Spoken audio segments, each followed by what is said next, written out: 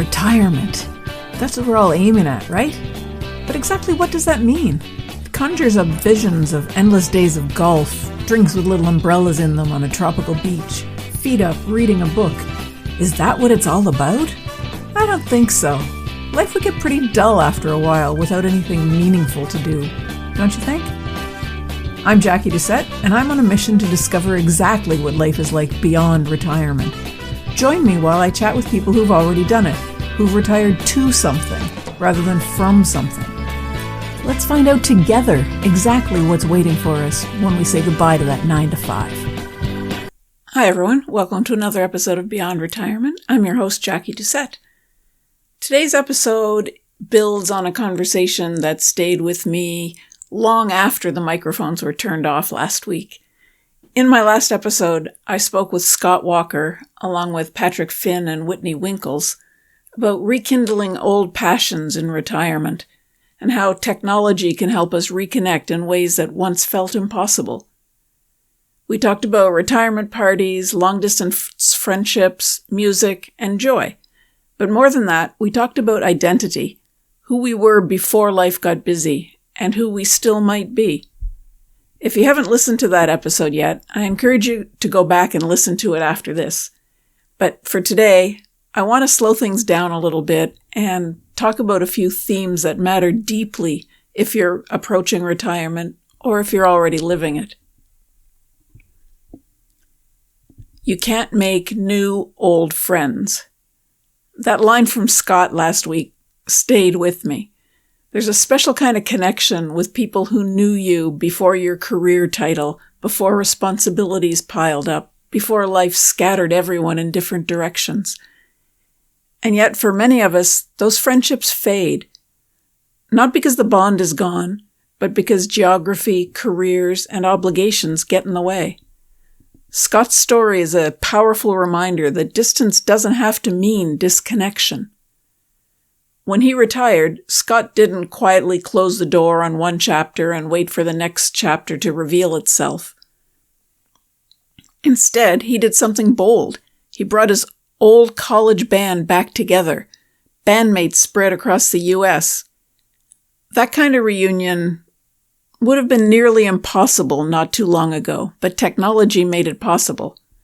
Through Lutefish, a platform designed for musicians to rehearse together in real time online, Scott and his band, the Resistors, found a way to play together again, despite the miles between them. And this wasn't just about music. It was about reclaiming a part of himself that had been quietly set aside for decades. Scott described it as reviving his secret identity. Maybe for you, that secret identity isn't a musician. Maybe it's a painter, a writer, a gardener, a volunteer, or someone who loved learning just for the joy of it. Retirement gives us a rare opportunity to ask, who was I before this long middle chapter? And who do I want to be now?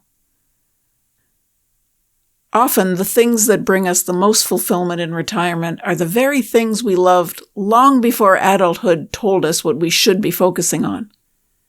Think back. What did you get lost in? What made time disappear? What did you hate being interrupted from? Those early passions aren't random. They're clues. But rediscovering them isn't always easy. It can feel awkward to start again. We're out of practice. We worry we won't be good enough, or we tell ourselves it's too late. That's where structure matters. Scott didn't just pick up a guitar one afternoon. He had a reason, a retirement party, a band commitment, a standing rehearsal time. That structure created momentum. And that matters because motivation often follows action, not the other way around.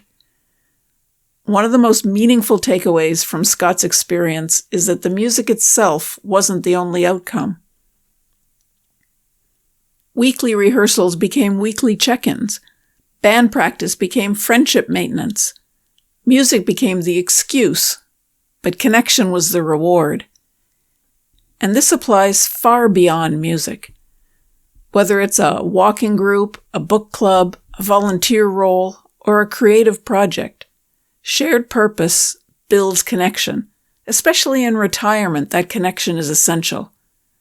Loneliness isn't solved by staying busy. It's solved by staying connected. So, what does all this mean for you? First, revisit your secret identity. What did you love before work took over? Start there. Second, use technology as a tool, not a threat. Whether it's Zoom, other online platforms, or new apps, technology can bridge distance, not replace human connection. Third, create some structure. Weekly rituals, shared projects, or scheduled meetings give shape to your days and something to look forward to. Fourth, start before you feel ready. You don't have to be great, you just have to begin. And finally, remember this, it's not too late. Not too old, not too rusty, not too far gone. As Scott reminded us, it's never over.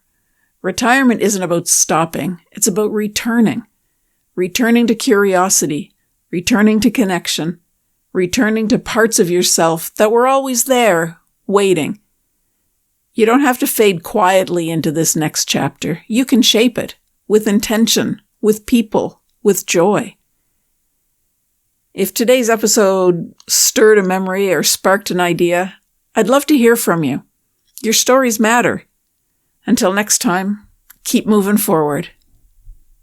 And that's it for this episode of Beyond Retirement. Thank you so much for hanging out with me. I hope you enjoyed it. Are you ready to start rocking your retirement?